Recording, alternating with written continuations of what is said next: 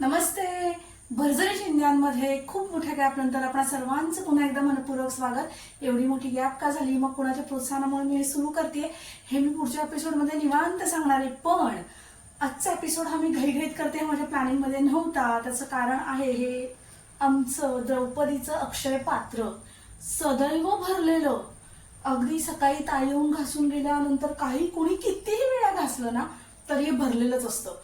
त्यामुळे मी त्या सगळ्या मैत्रिणी इतक्या चांगल्या आहेत ना, दोन दोन भांडी दिसली की लगेच घासून टाकतात. मलाच ही सवय नाहीये, पण मी आता लावून घेणार आहे. कारण बाप रे, 27 वर्ष झाली संसाराला आहे. अक्षय पात्र सदैव भरलेलं असतं. आणि हे एवढंच नसतं, इथून कधी कधी पूर्ण ओटा भरेल इतकी पण भांडी सजलेली असतात. आज आमच्या ताईंची गौरीची सुट्टी आहे, त्याच्यामुळे आज ही जबाबदारी माझी आहे. म्हणून म्हटलं चला, एवढी भांडी घासणारच आहोत तर जरा व्हिडिओ करूया. 1 तास झाला मी विचार करते की मला भांडी घासण्याचा व्हिडिओ टाकायचाच आहे भरजरी चिंध्यांवर. तर मग मी ते करू का की जे मला इतरांपर्यंत पोहोचवायचंय, जे मला आवडतं, की मी ते करू जे माझं वर्तमान आहे किंवा ज्याच्यामध्ये माझा कम्फर्ट झोन आहे.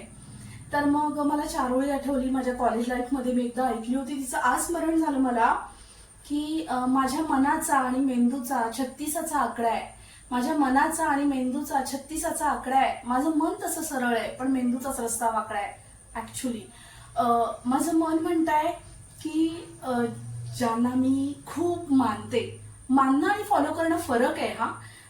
म्हणजे प्रभू रामचंद्रांना किंवा प्रभू श्रीकृष्णांना आपण मानतो, पण त्यांना फॉलो नाही करत. त्यांच्याविषयी आदर आहे, त्यांना आपण देव बनवून ठेवलंय, पण मी फॉलो नाही करणार आहे. बाबा, मी जसं आहे तसं राहणार आहे, तुमचं देवत्व तुमच्याकडे, असं माझं होतंय काही जणांच्या बाबतीत. ती नावं कान पकडून घेते.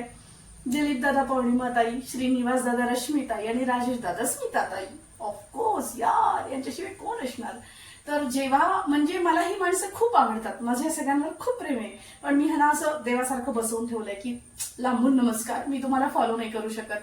तर हे सगळे लोक भांडी घासताना चुलीमधली राख वापरतात. मलाही वाटलं की जावं गावामध्ये पटकन चुलीची राख घेऊन यावी, नारळाची जी शेंडी असते ती घेऊन यावी. आता भरमसाठ मिळणार आहेत, प्रत्येकाच्या घरी गणपती आहे, आणि त्यांनीच भांडी घासून व्हिडिओ करावा. ऑनेस्टली वाटलं, ऑनेस्टली. पण म्हटलं हा 1 दिवसाचा दिखावा नको. मी रोज नाही घासत आहे, मला वाटतं की त्यानेच घासली पाहिजे. मी मे बी हळूहळू शिफ्ट पण होईन त्याच्यावरती. त्याच्या मागची कारणं बाप रे बाप, मला दुसरा व्हिडिओ. पण थोडक्यात सांगायचं झालं तर ही जे आपण वापरतोय, म्हणजे डिटर्जंट वापरतो, व्हीम लिक्विड वापरतो, केमिकल्स वापरतो भांडी घासण्यासाठी जे पण, तर ते जे सगळं केमिकल आहे, तर ती जी आपली परसातली झाडं आय थिंक दिसतात तुम्हाला, तर परसातल्या झाडांना केमिकल जाते त्या बेसिनच्या पाण्यामधून वगैरे. त्याच्यामुळे शक्यतो केमिकल विरहित जीवनशैली असं त्यांचं असतं. म्हणून चुलीतली राख आणि नारळाची शेंडी, की जेणेकरून तुम्ही जो स्क्रबर वगैरे कचऱ्यात टाकणार नाही, शून्य कचरा जीवनशैली त्यांची. याच्यावर एवढं मोठं बोलता येईल. भरजरी चिंध्यांचे 50 एपिसोड होतील.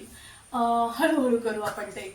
तर सांगायचा मुद्दा हा की मला ते सगळं आवडतं, त्यांना फॉलो करावं असं वाटतं, पण ते तितकं सोपं नाही.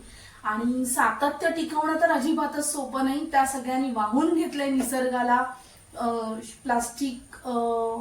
प्लास्टिक मुक्त किंवा शून्य कचरा, केमिकल विरहित लाईफस्टाईल, हे सगळं त्यांचं बनलं. म्हणजे त्यांना मी भेटूया ना तुम्हा सर्वांना नक्की. मी एकदम त्या तिघांची आठवण झाली की मी इतकी अस्वस्थ होते, मी काय बोलू आणि काय नको. तर आता मी भांडी घासायला सुरुवात करते. पण मी राख आणि नारळाची शेंडी जी आहे ती तुम्हाला दाखवण्यासाठी म्हणून एक दिवस नाही वापरणार. जो माझा कम्फर्ट झोन आहे तो सांगते.